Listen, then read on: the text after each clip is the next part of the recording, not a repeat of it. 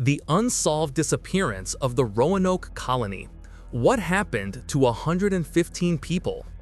Imagine a blank slate, an entire colony, 115 souls, men, women, and children, simply vanishing from the face of the earth. No bodies, no signs of struggle, and no distress signal left behind. Just an empty settlement, a chilling silence, and the single enigmatic word carved into a wooden post. For over 4 centuries, the mystery of the Roanoke colony has haunted American history. It is the original, the most persistent, and perhaps the most heartbreaking unsolved puzzle of the New World. This is the story of the 115 people of Roanoke, the governor who left them, and the unsettling question that remains: what happened to the lost colony? Welcome to the Shadowed Record. The year is 1587. England, under the ambitious eye of Queen Elizabeth I, is eager to plant a permanent flag in the newly discovered lands of North America, a crucial step to rival the powerful Spanish Empire.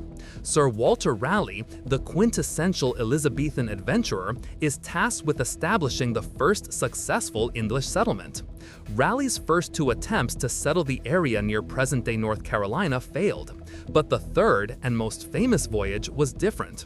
It was designed not as a military outpost, but as a genuine, self-sustaining community. This new group was led by Governor John White, a talented artist and a seasoned explorer who had been part of the earlier, less successful trips. White sailed with 115 colonists, families, craftsmen, farmers, including his own pregnant daughter, Eleanor Dare. They landed on Roanoke Island, a barrier island off the coast of what is now North Carolina. The intent was to move north to the Chesapeake Bay, an area John White knew to be more fertile and defensible. But the fleet's pilot, Simon Fernandez, perhaps eager to pursue Spanish treasure ships, refused to carry them further.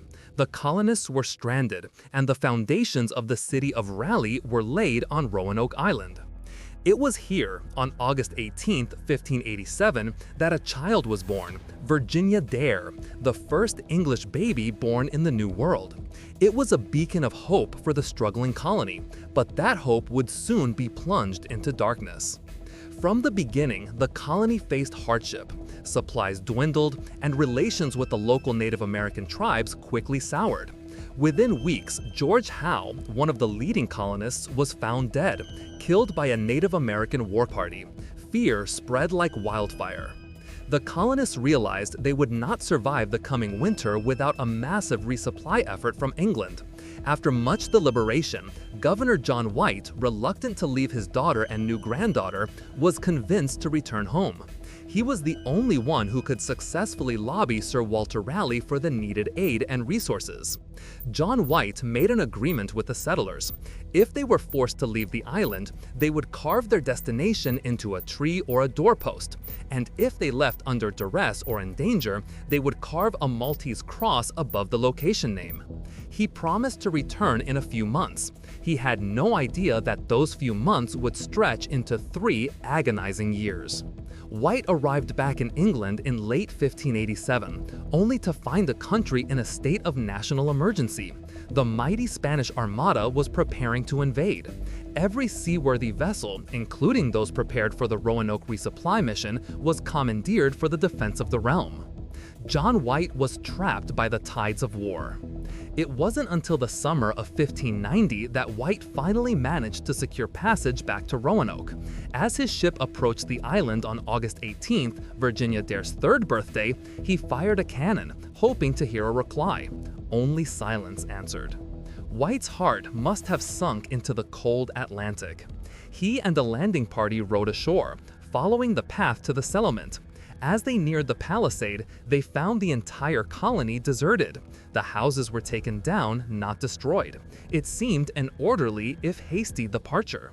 But then they found the clue. On a gatepost to the palisade, deeply carved were the large capital letters Croatoan. Crucially, there was no Maltese cross above the word. This was the sign they had agreed upon. The colonists had willingly moved to Croatoan Island, approximately 50 miles south, the home of friendly Native American allies. A wave of temporary relief must have washed over John White. They were not annihilated, they had simply moved. White pressed on, hoping to find any sign of his family. Inside the settlement, he found only heavy iron bars, cannonballs, and 4 pieces of unwrought iron, all items too heavy to carry on a quick journey. These discoveries confirmed they had left in a hurry, perhaps interrupted. A final chilling discovery was made. On a tree nearby, the letters Crow were found carved. White ordered his crew to prepare for the voyage south to Croatoan. But as fate would happen it, a massive storm blew up, threatening to wreck the ships. The captains refused to sail further, fearing for their lives and their cargo. Dejected and defeated, John White was forced to return to England without ever reaching Croatoan and without ever seeing his family again. The 115 colonists were officially lost to history. Since that fateful return, historians, archaeologists, and adventurers have debated the fate of the lost colony. While the mystery is deep, the absence of the distress cross and the presence of the word Croatoan strongly point toward 3 primary theories. Theory 1. Assimilation, the Croatoan theory. This is the most plausible and widely accepted theory. Lacking supplies and facing a harsh winter, the colonists simply honored their arrangement with John White and migrated to live with the friendly Croatoan tribe, led by Chief Monteo. Over time, they would have intermarried, adopting Native American culture and language, slowly being absorbed into the tribe until their English identity faded. Historical records, including those from Jamestown settlers years later, suggest this. Reports spoke of Native Americans in the area with gray eyes and light hair, who could speak a corrupted form of English and knew how to build 2-story houses. Theory 2. Division and disaster. A variation suggests the colonists broke into smaller groups. While the majority went to Croatoan, a smaller, desperate group might have ventured towards the Chesapeake Bay, John White's original target. This smaller group, perhaps weakened by famine or disease, could have been massacred by unfriendly tribes like the Powhatans. Later evidence of this group has been found miles inland in North Carolina. Theory 3. The Spanish Raid, the least likely. Though less likely, some theorize the colonists were captured or killed by a Spanish raiding party. While the Spanish were certainly interested in eliminating English claims, no convincing evidence of a Spanish attack or mass graves has ever been discovered on Roanoke Island itself. The absence of the Maltese cross also works against the idea of a violent external threat.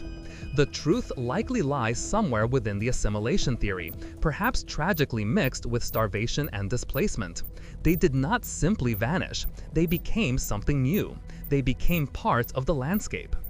In the early 20th century, a series of stones known as the Dare Stones surfaced, supposedly carved by Eleanor Dare, but these were later proven to be elaborate hoaxes.